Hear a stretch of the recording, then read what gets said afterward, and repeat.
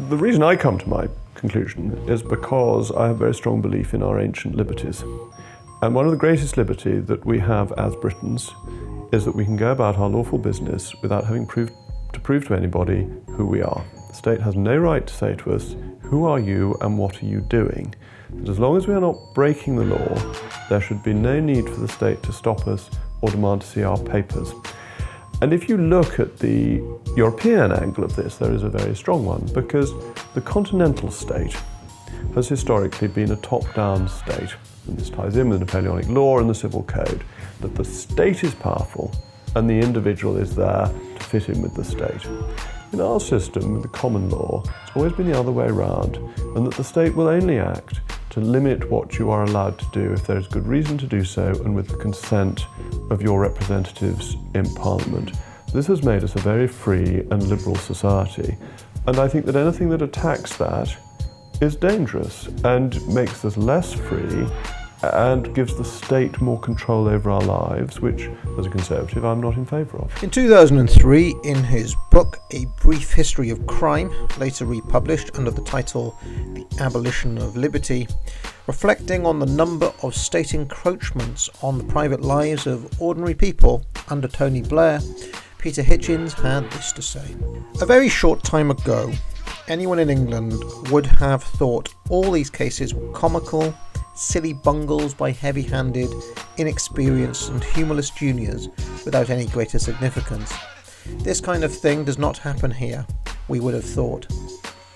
Therefore, we may safely laugh at it. And yet, this kind of thing does happen here, not by mistake, but through the conscious and deliberate actions of powerful public officials. A pattern is perceptible in these incidents which is not reassuring. It seems likely that similar prosecutions and investigations will happen with increasing frequency and seriousness. Such speech codes have been rigorously enforced on many university campuses for some time. The author, for example, has had his microphone switched off in mid-speech by student officials following baseless allegations of racism. Such officials frequently find their way into national politics, and the expansion of the universities means that many police officers, lawyers and court officials will have been exposed to and possibly infected by such attitudes during their education.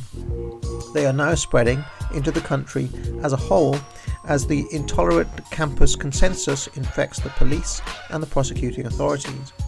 New European Union provisions under the Racism and Xenophobia Directive threaten to provide a legal basis for more official, widespread persecution of certain opinions.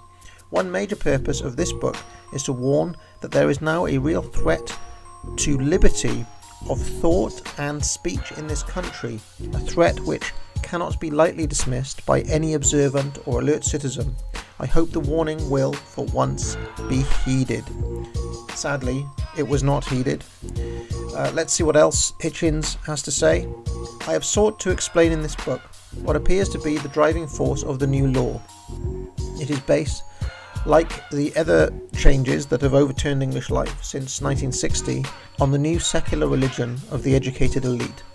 Socialist and collectivist in origin, it worships the welfare state. It believes neither in absolute truth nor in absolute right and wrong. It demands special protection for cultures and lifestyles that consciously and deliberately undermine the morality and beliefs of the older generation. It uses the grievances of activists within racial and sexual minorities as the pretext for general change. It rejects the whole idea of punishment and affects to believe in rehabilitation while failing to pursue this objective with any real consistency. It is careless of the ancient liberties of the English Constitution, which it is often not heard of, preferring arbitrary group rights granted to favoured lobbies over binding restraints on the power of the state. Having taken possession of the state, it believes that government is essentially benevolent and does not need to be restrained. It is hostile to individual self-improvement by the masses, although members of the elite are permitted to improve their own lives and even to become extremely rich. It is suspicious of individual wealth and most types of property.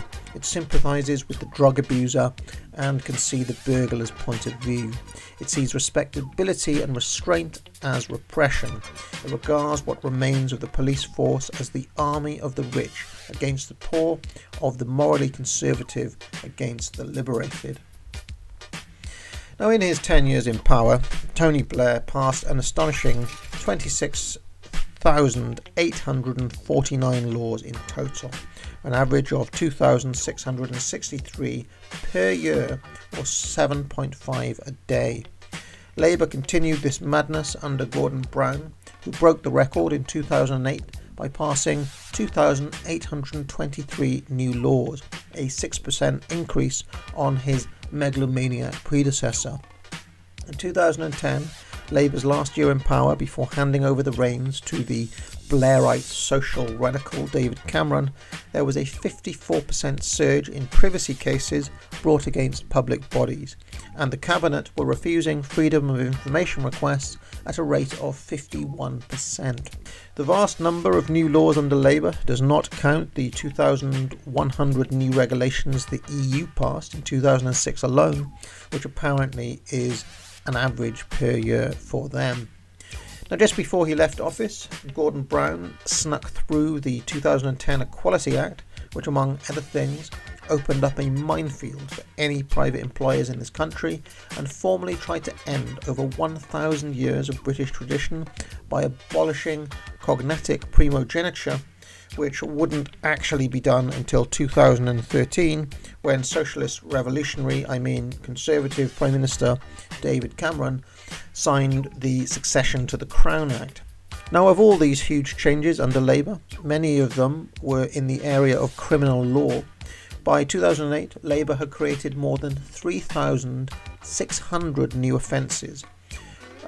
What were some of these new laws that Labour were passing? Well, of course, a lot of them were silly red tape, naturally.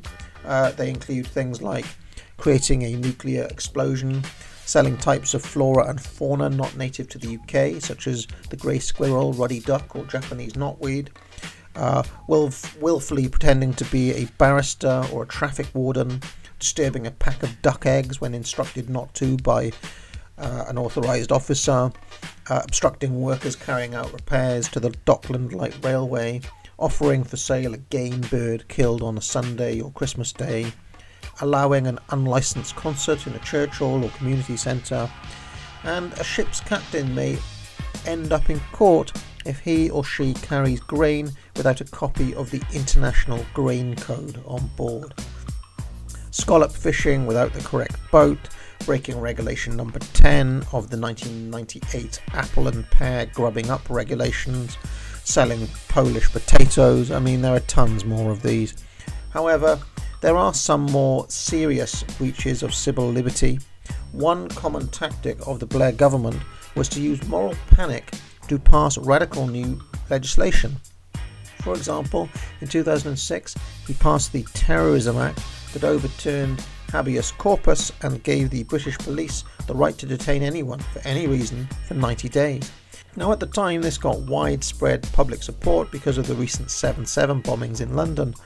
This basically means that the police can arrest you for any reason without you necessarily having committed a crime. Do you think any of us are going to actually make it to the protest that we're trying to attend legally? I'm not going to ask those sorts of comments. We've got a job to do and we will do it.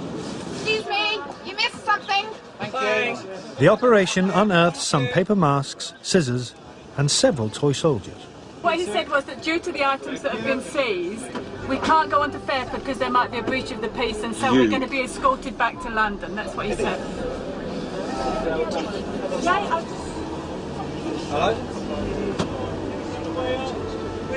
This is illegal. They won't let you stop. They won't. You can try. Do you want to get out? I need to speak to... They're not letting us out. Can you pull it?